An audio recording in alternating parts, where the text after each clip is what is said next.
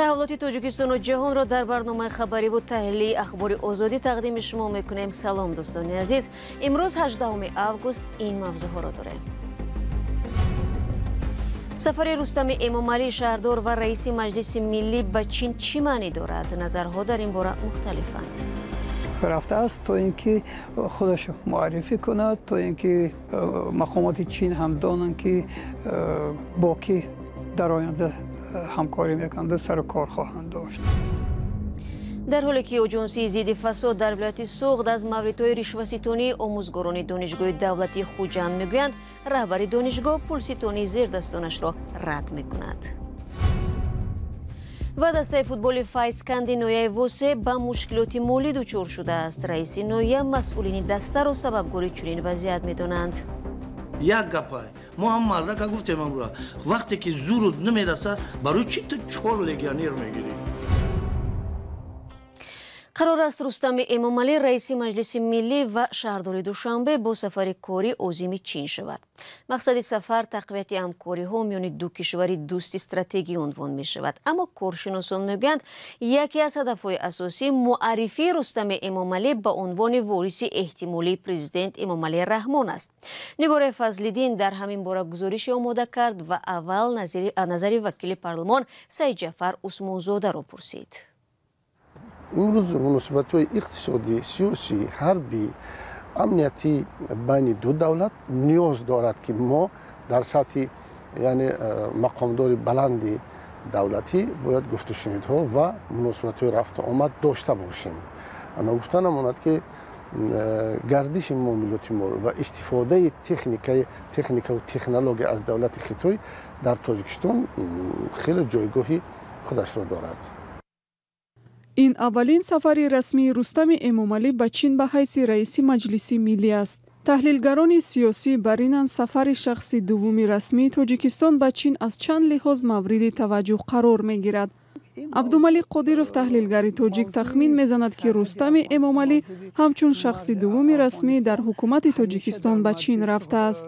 البته در قطار اون هدفهای رسمی که اعلام شده اند شاید یکی از دیگر هدفهایشون باشد که رستم امامعلی همچون وارث امامعلی رحمان و همچون راهبر آینده تاجیکستان به خاطر معرفی شدن در به نزد همسایه‌های مقتدر و یکی از پشتیبان‌های اساسی تاجیکستان بعد از شروع شدن جنگ روسیه رفته است تا اینکه خودش معرفی کند، تا اینکه اونها هم مقامات چین هم دانند که باقی در آینده همکاری میکنند، سر و کار خواهند داشت. شورای رادیوی آزادی ریدستندش میگوید که در کشورهای آسیای مرکزی عنعنه معرفی راهبران آینده در چین نیز معمول می شود. ما همین گونه حالت را در ترکمنستان مشاهده کردیم. در عرفه سر قدرت آمدن سردار بردی محمدوف، او هم چند سفر به پکین و ولایت شینجان انجام داده در ملاقات سطحی بلند از ترکمنستان نمایندگی کرد.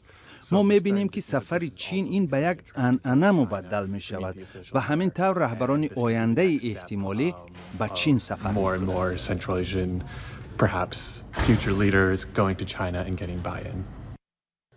سفرهای پیوسته خارجی رستم امامعلی به کشورهای خارجی را می‌توان بخشی از آمادگی او به رهبری کشور دانست. سالهای اخیر حدس و گمان در این باره زیاد است که رئیس جمهور امامعلی رحمان قصد دارد زمام حکومت را به دست پسر 36 ساله خود بسپارد که شهردار دوشنبه نیز هست و از نظر مقام دومین فرد تاجیکستان به شمار می رود.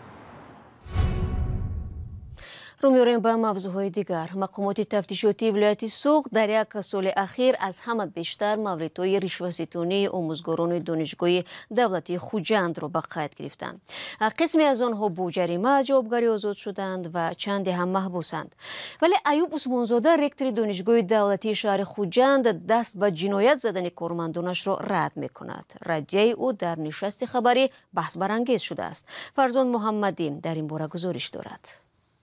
بارها یک جای با مقامات قدرتی پاره گرفتند یا نه؟ به این پرسش خبرنگاران رکتور دانشگاه دولتی شهر خوجند پاسخ داد که در دوره حساباتیش یگان استاد دانشگاه دست به جنایت نزده است.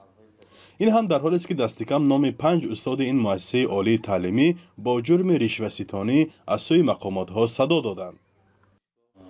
این زمان برای استاد دانشگاه عالی صادر کردن جنایت‌های کورپسیونی شامل شدن به حزب و حرکت‌های احتجاجی و دیگر عمل و کارهایی که به فعالیت آموزگاری اسناد می‌بیارد و به قید گرفته نشده است، به ما نیز معلومات قطعی عالی این یا آن جنایت صادر کردن استادان معلومات وارد نگردیده است. کدام کار شما؟ من این استاد در آورده. چند پول؟ 80,000. گرفتید نی؟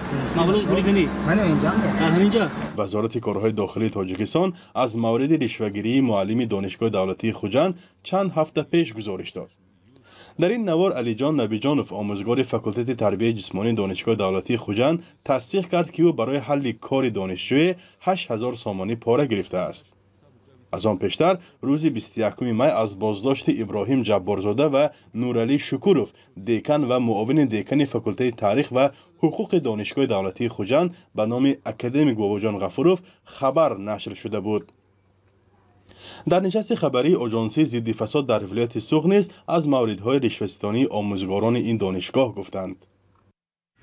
نسبت دانشگاه‌ها اگر قید کنیم همگی دو جنایت قید گرفته شده است. فرقت خواجه‌زاده دادستان ولایت سوخت هم پاره‌گیری کارمندان دانشگاه دولتی خوجند را تصدیق کرد ولی جزئیات نداد. ولی همه این نیز نظر رکتور دانشگاه را دیگر نکرده است. تا اندمی که مقامات قدرتی خلاصه های خودشان را نمیبرارند درباره جنایت صادر کردن نکردن آن ما یگان خیلی اندیشه رانده نمیتوانیم و را فقط سود معین میکنند. در حالت معین کردن این حالت ما در طبق قانون‌های عمل کننده باز کار و فعالیت آنها را باز دیده بودیم. شکایت از رشوه‌ستانی در مکتب‌های عالی تاجیکستان کم نیست. تنها در 6 ماهه امسال قریب 30 مورد رشوه‌ستانی در آموزشگاه‌های سوخت به قید گرفته شده است. از کار مقامات هم در امر جلوگیری از فساد تنقید صدا می‌دهد. سازمان‌های بین‌الملل در گزارش‌های خود میزان فساد در تاجیکستان را بلند ارزیابی کردند. سال گذشته سازمان شفافیت بین الملل در گزارش خود گفته بود فساد در تاجیکستان به یک رسم تبدیل شده است. فرزا محمدی، رادیو آزادی، شهر خوجند. شما برنامه اخباری رادیو آزادی را تماشا دارید. گروهی از محبوسان توجیک از یک زندان در شهر مدین ولایت کالوگای روسیه بر رادیو آزادی گفتند که 150 زاده تاجیکستان را برای شرکت در جنگ ضد اوکراین مجبوری ثبت نام کردند.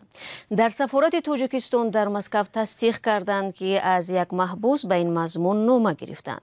جلب محبوسان توجیک به جنگ اوکراین زیاده از 1 سال است ادامه دارد و تاکنون مرگ بیش از 20 تن آنها نیز رسانه‌ای شده است. همکار میرزانبی خالقزاد در این باره تفصیلات بیشتر دارد و حالا با ما در استودیو است. خب پیشتر گروه واگنر محبوسان را به جنگ جلب میکرد ولی حالا این گروه که در بلاروس جایگیر است، پس کی و کی مهاجران را برای رفتن به جنگ مجبور و نامنویس کرده است؟ سلام بینندگان عزیز. بله شلا محبوسان تاجیک به دلیل امنیتی نخواستند نامشان را ذکر کنند. گفتند که برعکس سال گذشته آنها را کارمندان وزارت دفاع روسیه ثبت نام کردند. این کار به گفته آنها روز 11 آگوست همین سال گذشته است. سال قبل دهها محبوسان تاجیک را از زندانهای روسیه شرکت مزدوری واگنر به جنگ جلب کرده بود. محبوسان تاجیک از زندان شهر مدین نقل کردند که 28 آگوست سال گذشته بیش از 100 محبوس تاجیک را از همینجا به جنگ برده بودند و خبر مرگشان رسیده است. محبوسان تاجیک میگویند احتمال تا آخر ماه آنها را به جنگ برند و از این رو از مقامات تاجیکستان میخواهند پیش راه را بگیرند.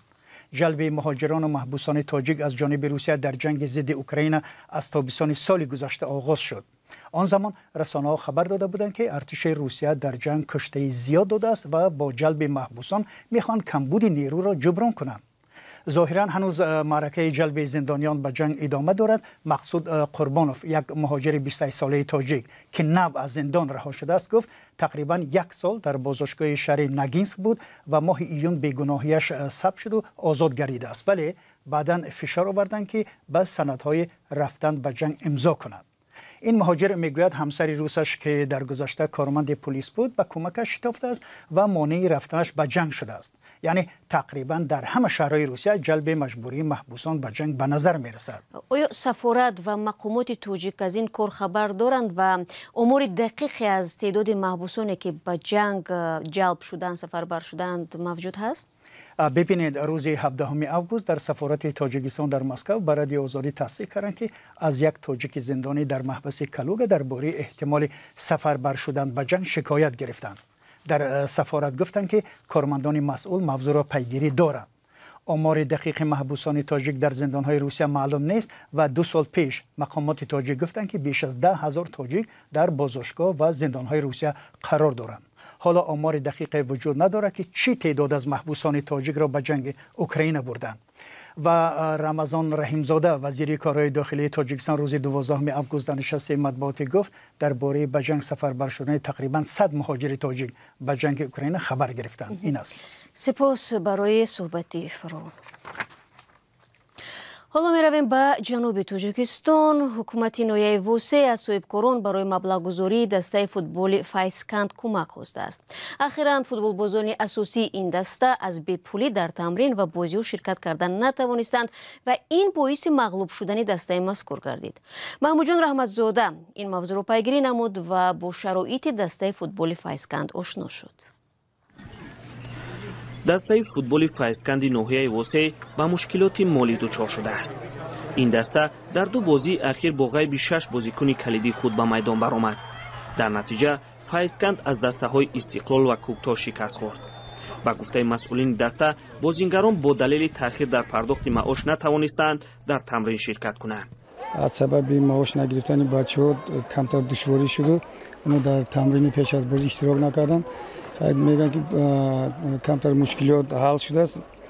تا حل شدن مشکل خیلی عذاب کشیدن بچه‌ها. تمرین است، باید در تمرین اشتراک نه واسه از وضعیت مالیوی. حکومت ووسه برای مقابله با بحران مالی 1,300,000 سومانی برای 2 دسته فوتبال اختصاص داد. 850,000 سومانی به دسته فایسکند داده شد. باقی مانده مبلغ به دسته هولبوک داده شد. 850,000 سومانی ما همه فایسکند جدا کردیم. اول سال گفتیم که بیا مختا مثال همین ماه با ماه میتیم، لیکن ما سال 2022 200,000 قرض دارم. ما اینجا قرض گرفتم خیلی ما دیگه خیلی نشمختم بگید 850,000 سومانی این پول برای لیگ اولی این پول هیچ نمیرسه. ما میدونیم، لیکن خیلی ما را قوتمون تواناییمون همین قدر میرسه. 850,000 سومانی را علاقه وای گرفتگی است. دسته فایسکند نوحیه ووسه چند سال است که در لیگ اولی بازی میکند. پیش از این دسته هولبوک در لیگ اولی بود، اما این دسته پس از بحران مالی از لیگ اولی خارج شد. چند ماهی پیش رئیس نوحیه امام خطیب را رهبری دسته هولبوک تعیین کرد. حالا این دسته در لیگ اول در رد اول قرار دارد. رهبریت دسته هولبوک میگوید که قصد دارند به لیگ اولی برآیند. هولبوک انشالله هم صاحبکارا دستگیری کرده هستند. حکومت هم تمام زحمت دستگیری کرده ایستاده است. ما انشالله وعده می‌دهیم که مدت چیزی گفتیم می‌ریم اونجا کشف کنیم.